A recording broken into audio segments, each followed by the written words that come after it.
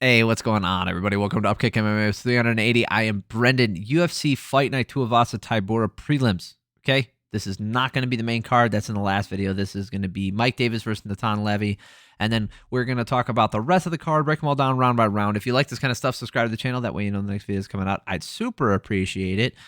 Let's get into some fights. Let's look at some stats, shall we? Oh man, I know this card isn't the sexiest card. Okay, nobody's staying up late to watch this. You didn't have to. Started early, but no one gives a crap, right? So let's try to get through this stuff. I'll break things down. If you're looking for a specific fight breakdown, let me know. It's in the timestamps down below. Mike Davis versus Natan Levy. Levy not able to make weight, missing it by half a pound. He had to cut weight 3 times. There's no excuses for this. This is not who this was. It's no excuse for that kind of stuff. He still missed weight. Davis walks him down, lands a short right hand, and Levy goes down almost immediately. This looked like it was going to be bad. He gets on the back for 4 minutes. Total domination, but not a lot of damage, so 10-9. Levy did land some nice body knees as the round ended, but it's not enough to undo all the the first 80% of the round that he was dominated. Levy with the hard body kick and the high kick, but trips and ends up on bottom, and Davis gets the back again and gets the arm triangle. Works his way to an arm triangle finish. Mike Davis looks fantastic coming back. It's been a while since he fought. How long has it been since he fought? 2022. So a year and a half he was out. Yeah, it's unfortunate. He looks really good. Really complete fighter. Speaking of looking really good, Chelsea Chandler versus Josiane Nunes. No, this fight did not look good. Neither one of these fights. This was dog shit. This was absolutely horrible. This is one of those ones. It looked like it belonged in like a Bellator prelims or a PFL fight. This is horseshit. The fact that this is still going on in the UFC, they need to seriously consider getting rid of the 135 division as well for women. It's just the skill level isn't there. There's not enough talent in that division. Chandler also missed weight by 1 pound, so she's not even a frickin' bantamweight. Nunes wades in and throws her overhand, and Chandler throws sloppy hooks. This is gross. Really bad. Chandler has no technical defense, just raises the head and runs away. Chandler gets a takedown and landing some ground and pound when they are up, landing some on the chin as Nunes runs in. I don't know. Chandler, she outlanded her 20-13, but this is so hard to watch. 10-9. Nunes landing a couple good left hands as Chandler runs away. Chandler gets a takedown and her nose is bleeding everywhere. Spends the rest of the round on top, landing some good shots. I had her up 20-18. She did outland her in this round too, 15-9. And she was on top of her for 4 minutes. Last round, striking number is much more even. Nunes landing those left hands again, but ends up in the clinch multiple times. Nunes wins this last round, just not enough. Do not watch this fight if you didn't watch it. For some reason, Nunes is cheering because she thinks she won after they read the scores. Chelsea and Josiane do not sound alike. Chandler and Nunes do not sound alike. I don't know why she thought it was her name. All 3 judges had it the exact same way. First 2 rounds for Chandler, last round. So Mike Bell, Adelaide Bird, and Derek Clearly. And 1 sane judge in there.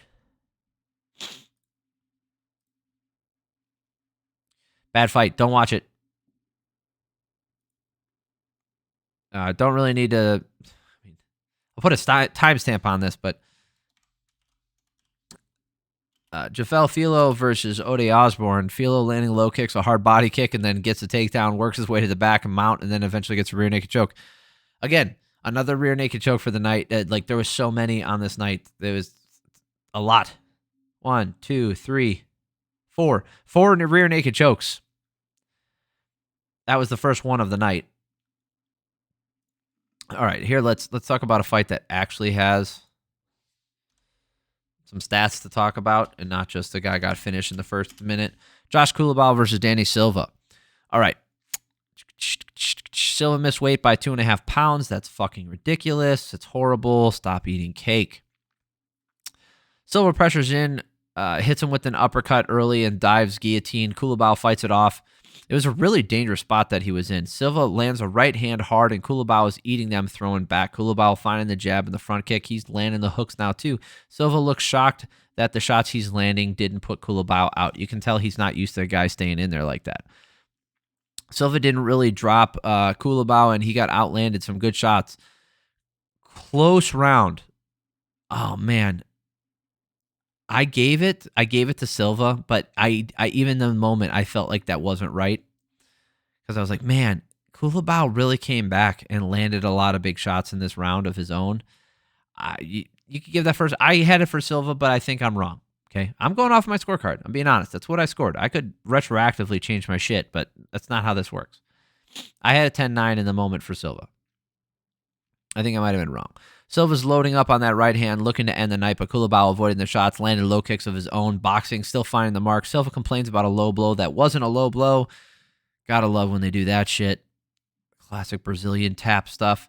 Culibao's catching Silva as he chases and staggers him with the left hand. Silva looks to stall, holding the back, but can't get it to the ground. Silva landing the right hand clean finally, but that's pretty much the only strike he landed clean the whole round. 27-11. This was clearly Culibao's round. So I had it 19-19 going to the third. Credit to Silva keeping the pressure on, landing some more this round. Silva looking slow and just trying to push him to the cage, but he is ahead on strikes. And he did, again, credit to Silva. He lands this weird calf kick, and then he's pressuring. That calf kick kind of shut off Culibao's leg. Silva did more damage down the stretch. Really comes down to that first round. I have it for Silva just barely. It depends on how you graded those big shots from Silva. But apparently I'm wrong. The first round, everybody gave it to Culibao. Yeah, I agree. I think I scored that wrong. And then I gave that second round to Culibao as well. So I agree with Saldi Amato's card. I don't understand Derek Clearly or Ron McCarthy. The second round for Silva makes no sense. He got outlanded. Wasn't doing anything. He landed like one clean shot. Those are horrible scorecards. That second round was clearly Culibao's. That's bad. No one's gonna care. That's a split decision. No one's gonna give a shit about. It sucks. Culibao probably should have won that one, even though I didn't score it for him. Again, I in the moment it was those big strikes, and I was swayed to Silva's side in that first round. I shouldn't have been. McKenna scoops up the single leg and, sorry. I just got right into the round.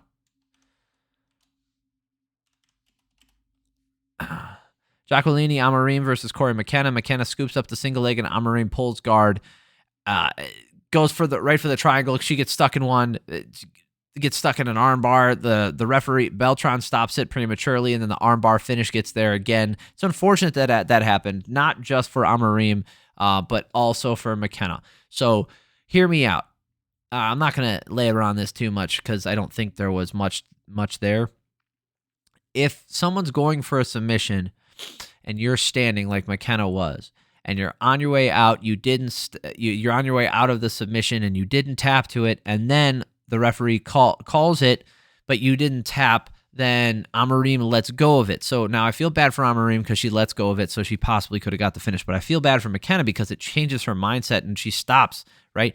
She probably would have pulled out of there and tried to get away, but instead now she stays in and stays engaged because she feels like that's a position they were in. It's an ugly situation. I don't know if it should be overturned as a no contest or anything, but it's super unfortunate to have that kind of shit happen. Like, you never want to see that. You never want to see a referee step in early like that. Thiago Moises versus Mitch Ramirez. Both guys trying their hand at leg kicks, lunging with the lead hand. Moises able to get a great double leg, climbs up into half guard a bit of ground and pound. Ramirez repeatedly gives him the back, and Moises locks up the body triangle the whole freaking round.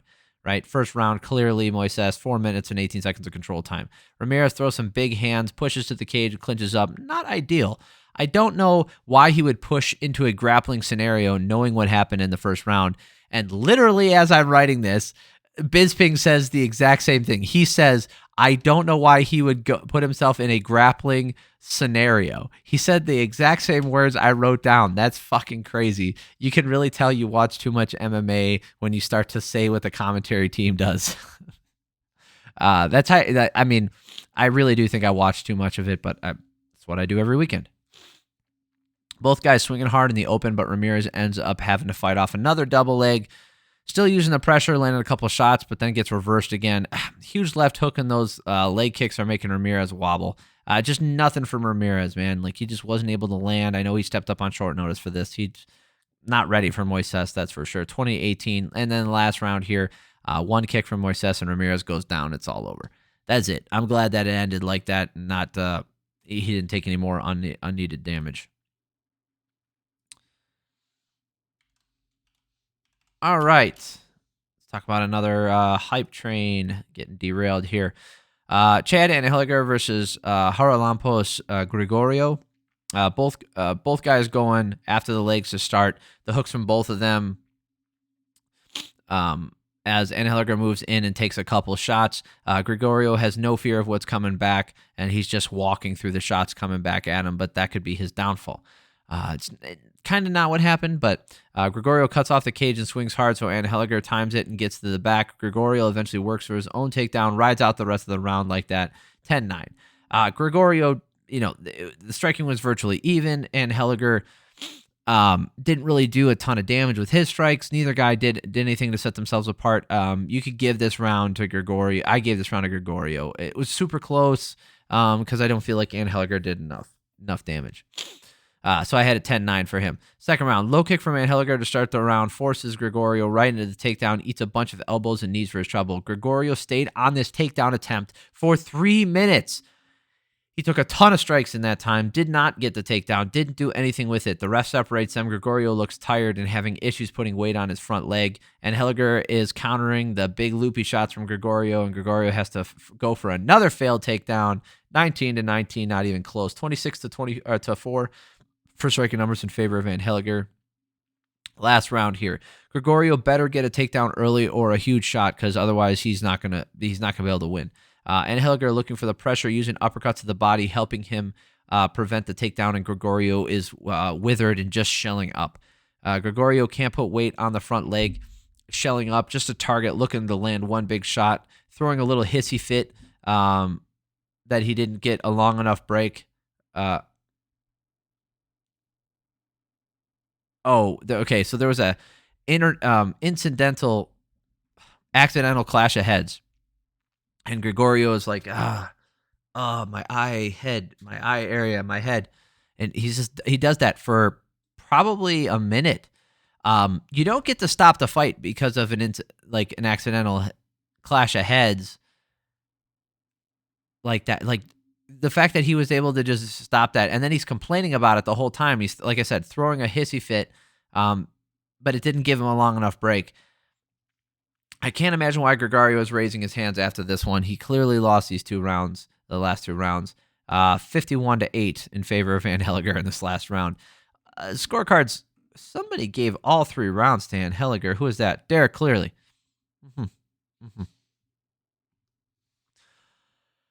Boy. I mean, a lot of them were finishes. There were a lot of finishes. There were some. This is like a hardcore fan thing again. So if you're a fan of just keeping up with what's going on in MMA, you just want to get a look at some of the guys coming up, some of the veterans still kicking around. Go ahead and throw this card on in the background, and then turn over if you got, you hear them jump up in excitement. So this weekend, I know these videos probably aren't going to do great because not a lot of people watch this shit, so that's fine. But for those of you guys out there who did watch this, who made it this far, thanks. I appreciate it. Let me know what you guys think of these kinds of cards the week after a big card. Do you just like avoid it on purpose because you're like, oh man, I just watched a bunch of MMA last weekend?